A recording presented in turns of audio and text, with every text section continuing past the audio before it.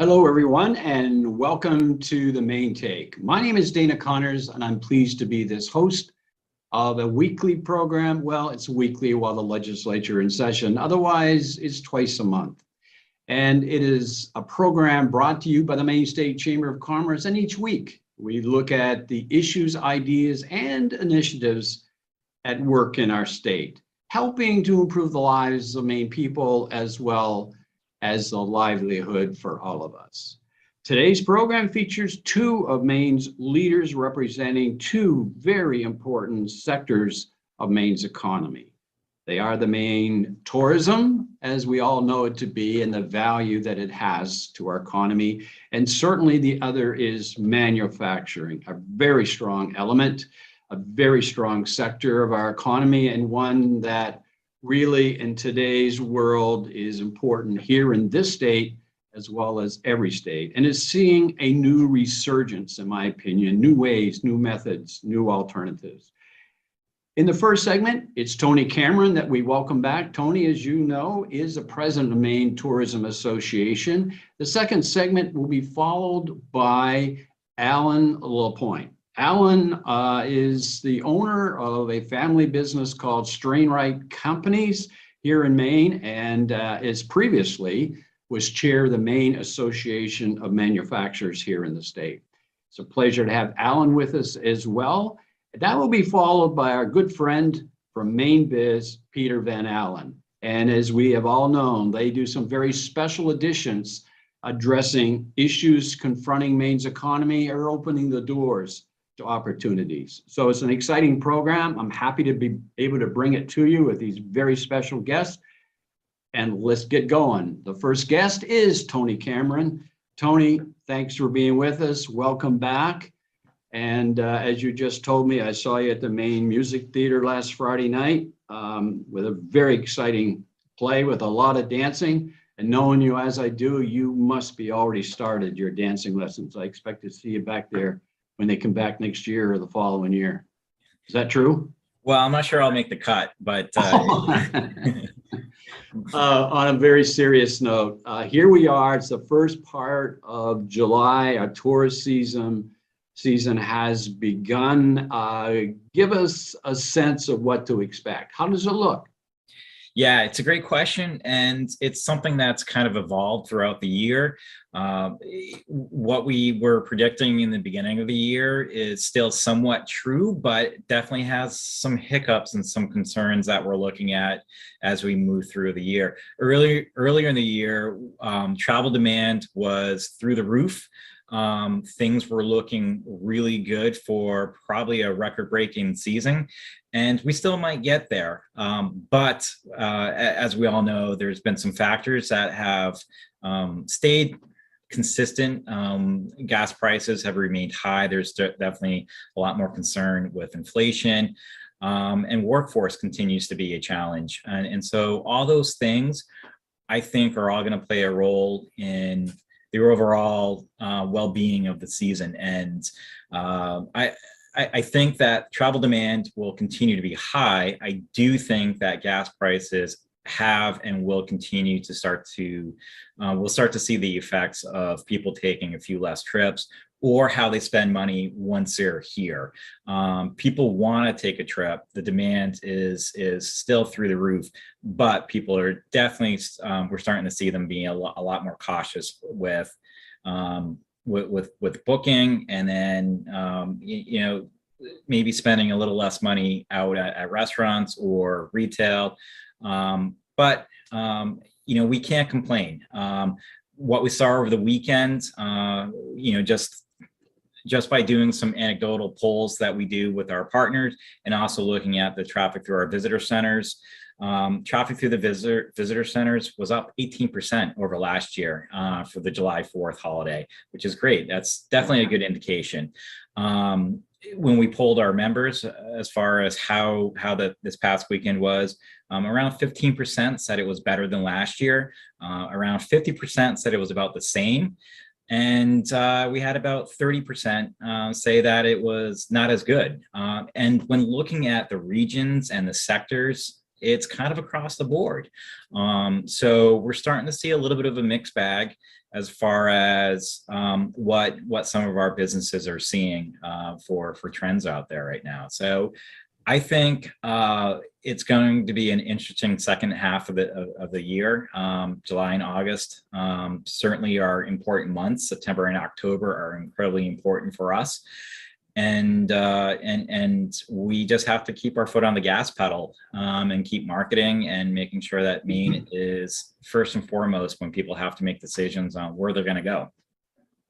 Yeah, and I was speaking of keeping your gas on the pedal. I was reading some of your comments, which I thought were very apt to how most of us feel. I mean, first of all, in spite of the price of gasoline and fuel, that I was surprised that there was even a little growth in traffic over the 4th. I mean, it wasn't robust, but it wasn't down from last year, and yet the price of gasoline or fuel for your vehicle was about as high as we have seen it, and that you'd think would discourage. I think your comment was you didn't expect that to have a strong influence.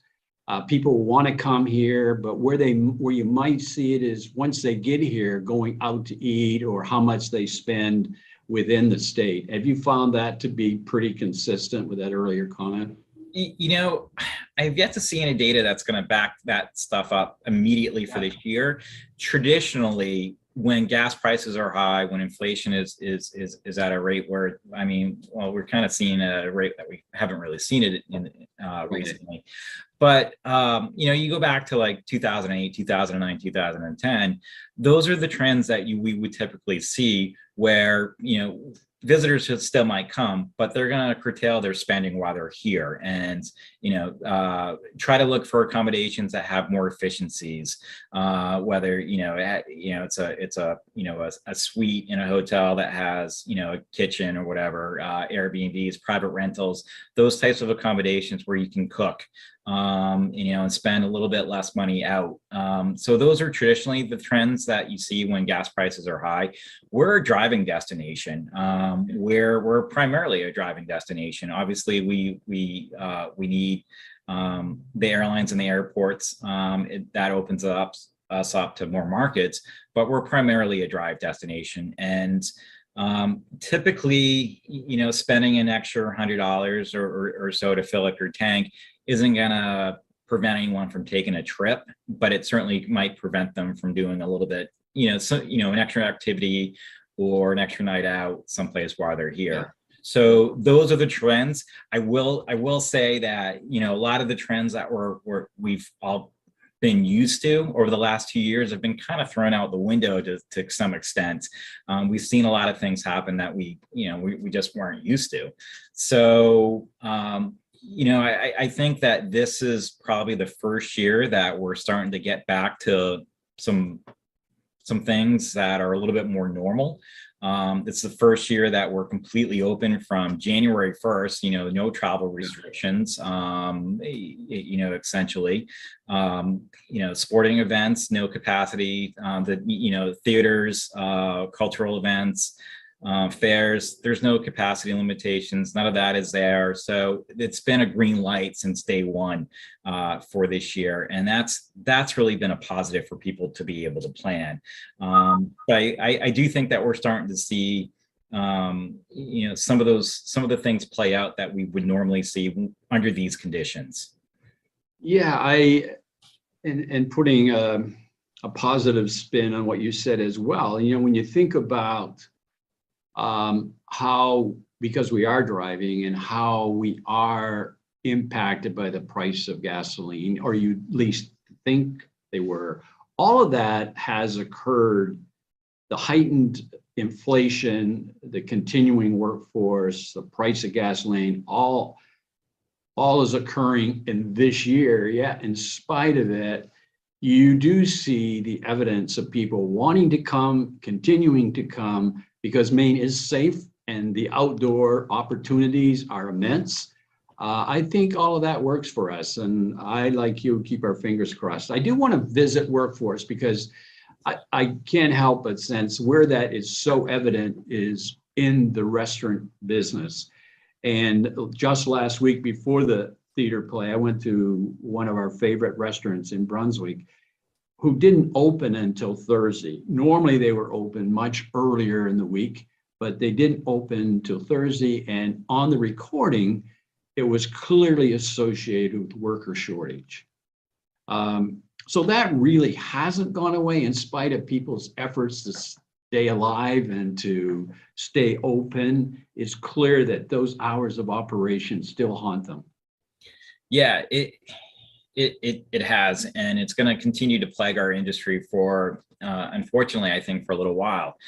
And it was a situation that we've noted before, that it was happening before the pandemic, and it certainly has, the situation has certainly amplified it.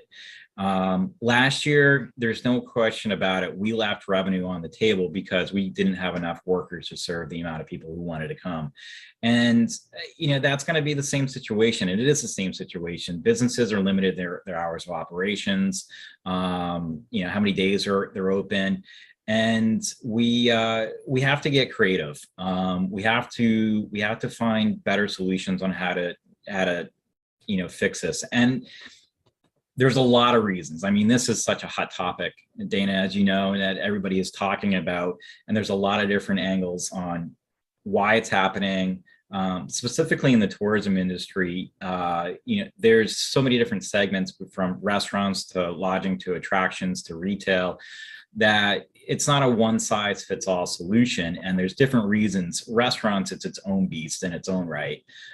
However, this past spring, winter, we created a tourism workforce coalition with some of our statewide partners, understanding that we're all attacking the problem in a little bit different ways, and all those are good.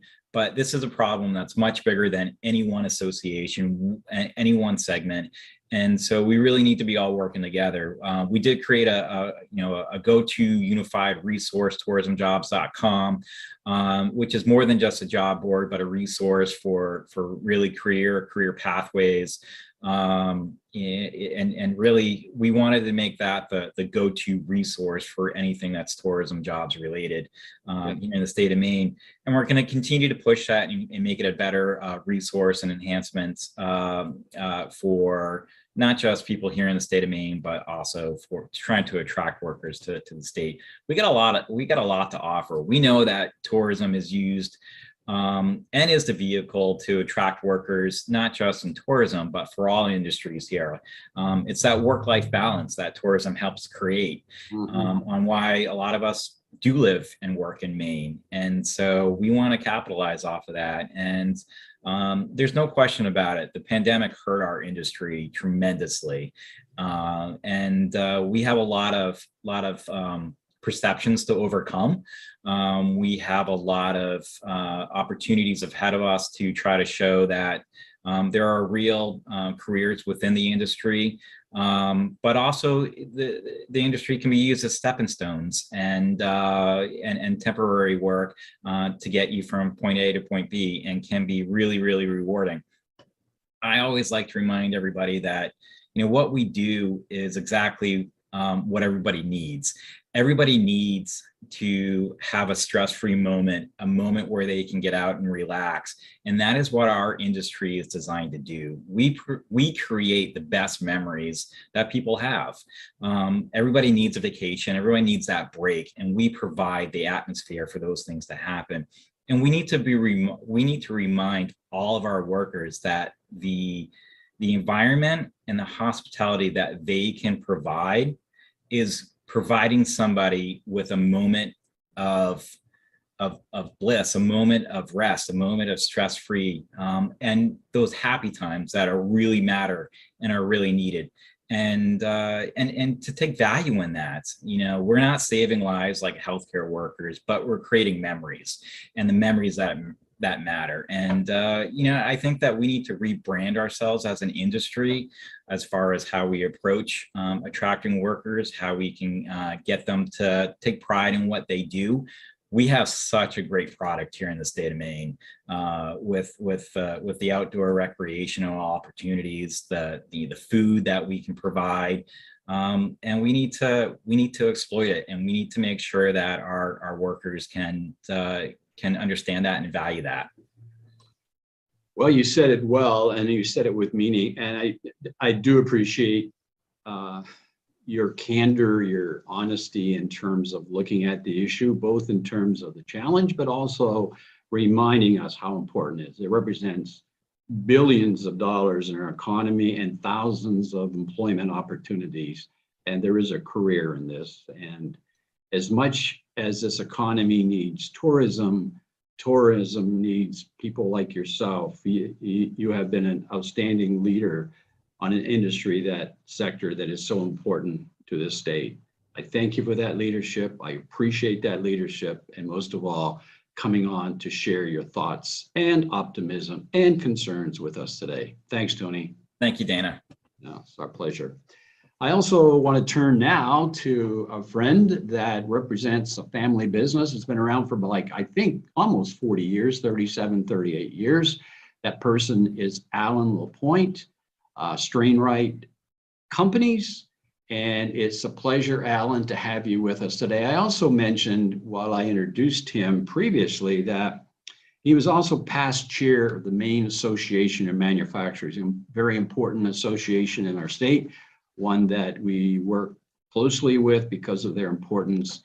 And having Alan on to talk about his business, but also some of the challenges and looking at workforce, how businesses are really stepping up and stepping into that area that's so important to do whatever they have to do to attract employees. Alan, it's a pleasure to have you with us. Dana, thank you for having me on. And I can assure you, you'll see me more on the golf course than you will the dance floor.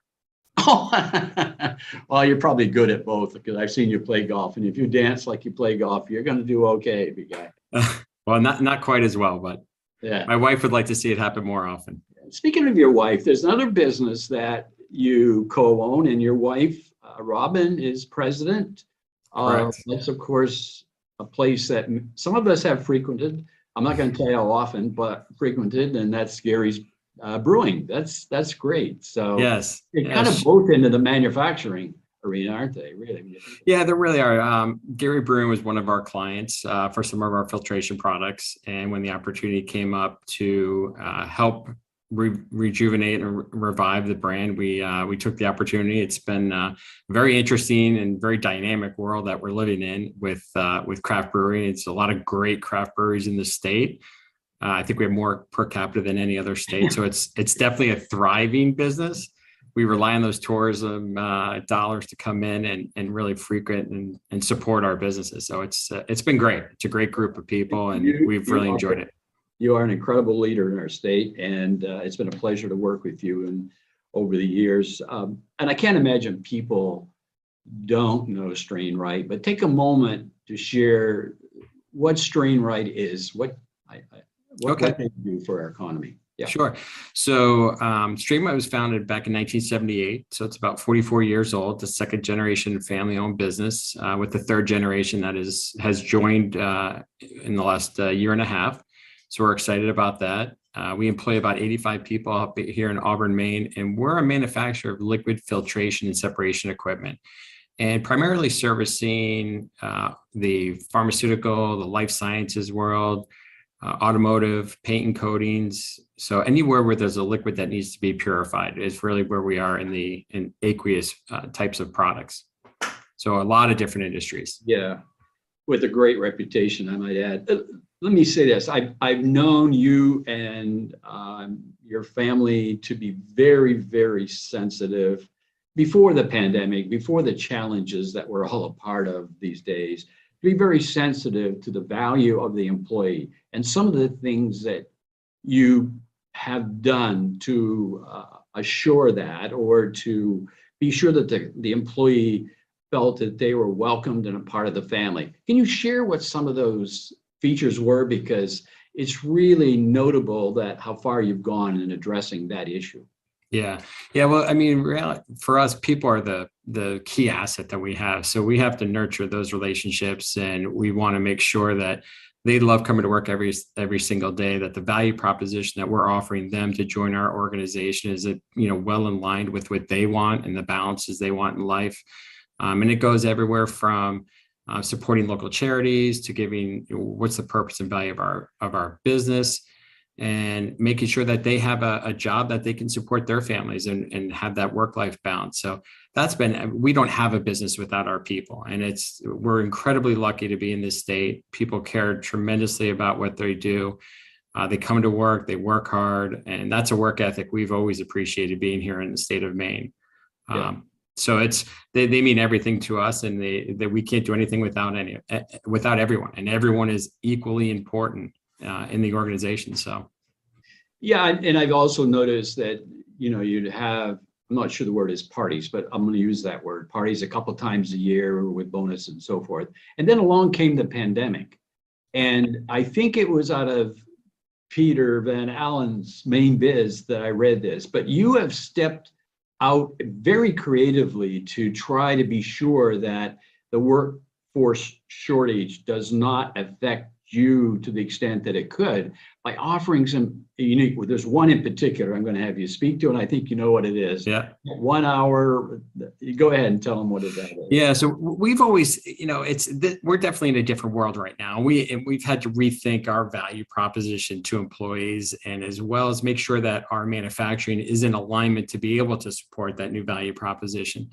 So as the pandemic came up, it really shifted what the values and what people were looking for. I think the work-life balance became much more recognized as really, really important for people. I think they want to make sure they have that purpose and that the environmental sustainability. So we had to support that. So how did we do that? That kind of differentiate us. We first started back in 2020 to offer flexible work hours. So, a concept everyone knows, but the way we do it differently is that we're open from 6 o'clock to 7 o'clock at night. You come in 40 hours a week, you pick your 40 hours a week. You punch in, you punch out. To be able to support that, though, we needed to make sure that our manufacturing practices were not team-based, that they were individual-based. So that's how we had to change operationally. But getting to some of the incentives that we had is, we've got great people that come to work, and we wanted to make sure, they are frontline people. They might not be like healthcare, but in order to support the industries that supported the vaccine and supported disinfection wipes, that's the product lines that we actually support with our products. So they were frontline people. So we gave bonuses. If you worked 496 hours every quarter, you got a 50 cent per hour bonus. If you came in as a team, we did well in that quarter. We created a phantom stock program in which every person that worked those 496 hours got 10 shares of stock. And then there was a bonus amount put into that fund. So that was another way of recognizing and saying thank you to coming in every single day during a very difficult and challenging time. And then more recently, probably in the last 6 months, what you're referring to is we said, what more can we do? We were spending money on placement services. We're spending money on recruiting organizations. And we said, why can't we give that same amount of money or similar amount to our employees if they know of people that want to come to work and work in this environment? Because those type of referrals, when you bring people in that you're creating the team environment that you want to have, like-minded people with similar values. And if they're employees that are working for us, they obviously share our values. So what we do is we offer every employee, for every person they bring in and they refer to the company, $1 per hour wage increase based on what the referral. So if the referral person worked 2,000 hours in that first year, that person would get a $2,000 bonus check. Now we pay it out quarterly, and they can get that for 2 years. So if one person brought in 3 people the first year and they all worked 2,000 hours, that person would get a $6,000 bonus check. So we really want to recognize, one, the employee for their effort. 2, they kind of take on responsibility for bringing that person in. So they become mentors for them as well. They check in, how are things going? Do you have any challenges, concerns, things you like? And that's a really great way to bring people on and maintain their employment for a longer period of time, because they buy into the system, and you've got to have everybody working together, people that look forward to coming to work and working with their coworkers. So we found that to be a very effective program. Things are good in our industry. I think manufacturing is still very strong. We've seen very strong demand for our product space basically throughout the rest of this year. And what we need to make sure is we have enough people to support the customer's needs. And we're up 20% this year, and we have been for the last couple of years. It's still not meeting the demands of our customers. So we still have a lot of openings, and it's harder to fill them. But we're still growing, and there's still good demand, and it's not we're not creating a stressful environment. People are really enjoying the people they work with, the flexible hours they have. So yeah, we've had to be very creative, but I think everyone needs to be very creative. I think you need to recognize the needs, and needs change over time, just like customer needs change, and employees are our internal customers, and we need to make sure we spend a lot of time listening to them and meeting the needs that they have. Yeah, you are a testimony to what I preach to any legislator that will listen, and that is, you cannot afford to separate the employer from the employee when you put forward issues. That you really need to recognize that there is that partnership. The employer depends on the employee, and the employee depends on the employer to be successful. And when you think of policy, or you think of legislation that appears to help the employee, look at it through the lens of the complete partnership, because you need both to do well. And what you're saying is evidence of that.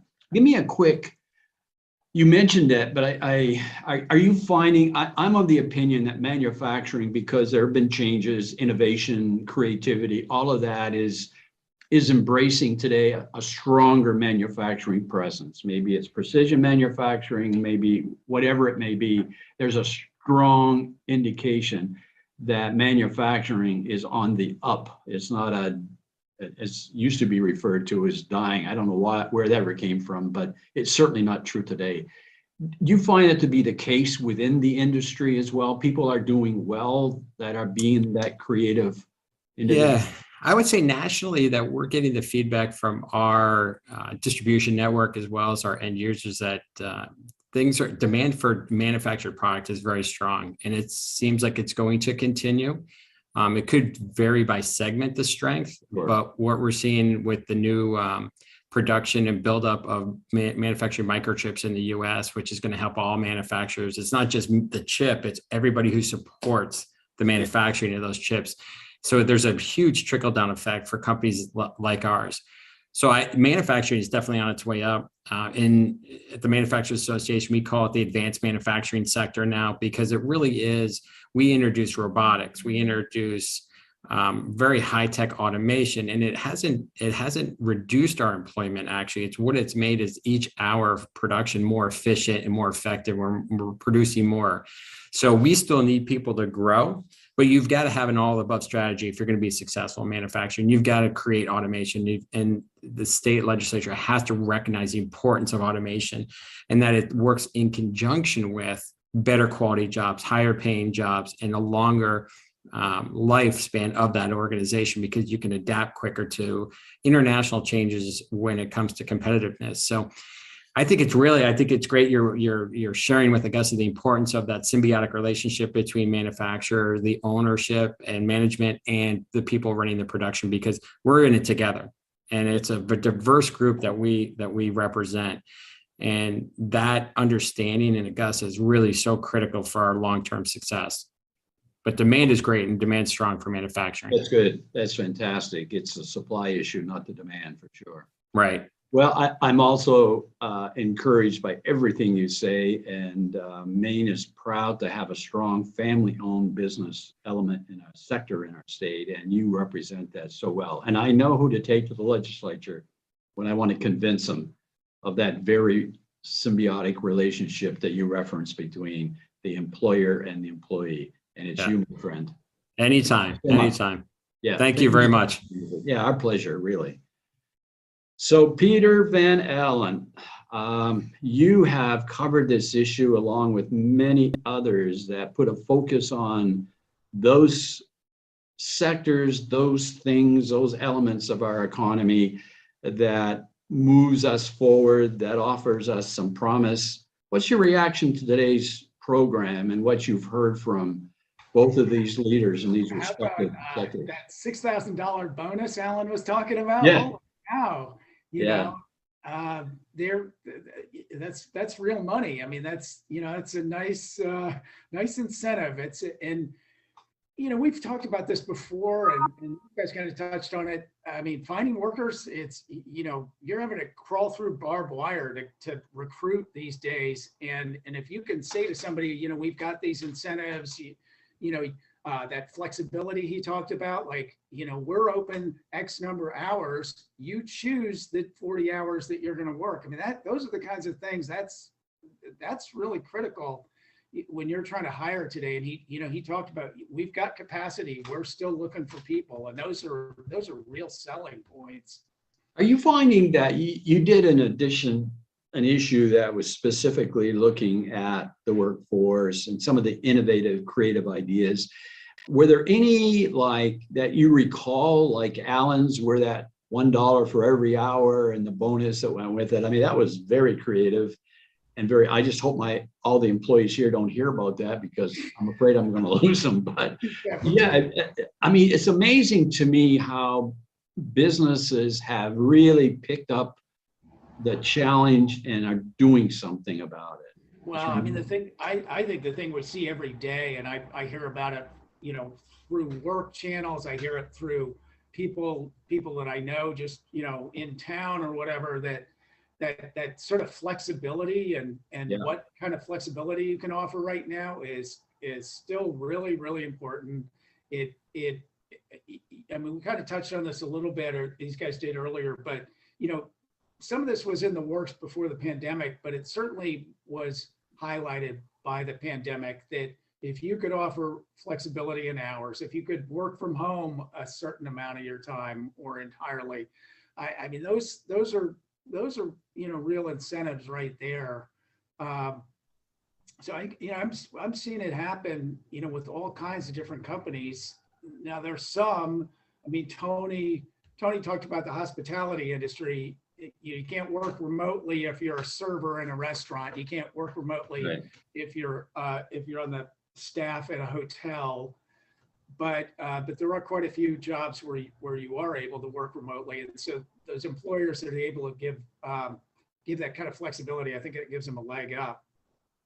Oh, I do. And tell me this: what do you? Again, I repeat myself, but it's for a good reason. You guys do a marvelous job of focusing on an issue or an idea and then drilling down on it.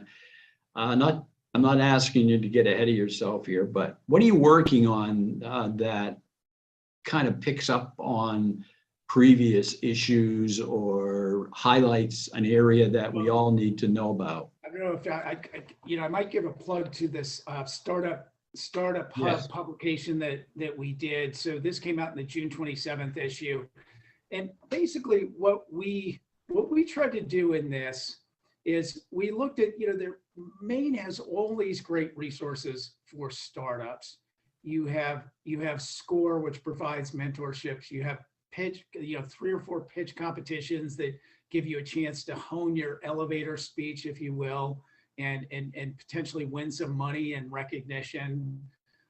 We have the Maine Center for Entrepreneurs that has all kinds of programs, and we have different levels where you're able to go for say grants at Maine Technology Institute, or actually get equity investing from the Maine Venture Fund, for example. What I felt we needed to do was kind of connect all of that. Like, how does an entrepreneur, you know, even just, you know, we write about these people who are just coming out of college and they've got ideas and they're trying to do things. How does that person get from the very beginning, where they have a great idea, maybe a product, to, you know, how do you navigate all those steps? And that's what we really wanted to do, was provide the roadmap that showed you the resources that were available, showed you how to where to find space, like places like Tech Place at Brunswick Landing that offers discounted space where you're not obligated with a long-term lease, how to find capital, how to find mentors, how to find talent. I mean, because at some point you're going to be hiring people. we wanted something that would be a little bit of a roadmap. We even have a story in here like how to tackle a pitch competition, the art of the pitch, and how you go into a pitch competition and what sort of things you should emphasize and what sort of things how to really hone that message, because ultimately, if you can't, I mean, the old days you talked about the elevator speech, and that's basically what it is. Like, how can you tell the story of your company, of your startup in 30 seconds or minutes or whatever? And so those pitch competitions are, they're a good process for someone to go through. We actually highlighted her, but Kate McAleer, who's the owner and founder, co-founder of Bixby Chocolate in Rockland, she's won every pitch competition out there, including some national pitch competitions. And so we went to her and asked her, what's your process? And a lot of it, Dana, is not rocket science. It's like, know your product, know your service, get your message down, practice before you go into these pitch competitions.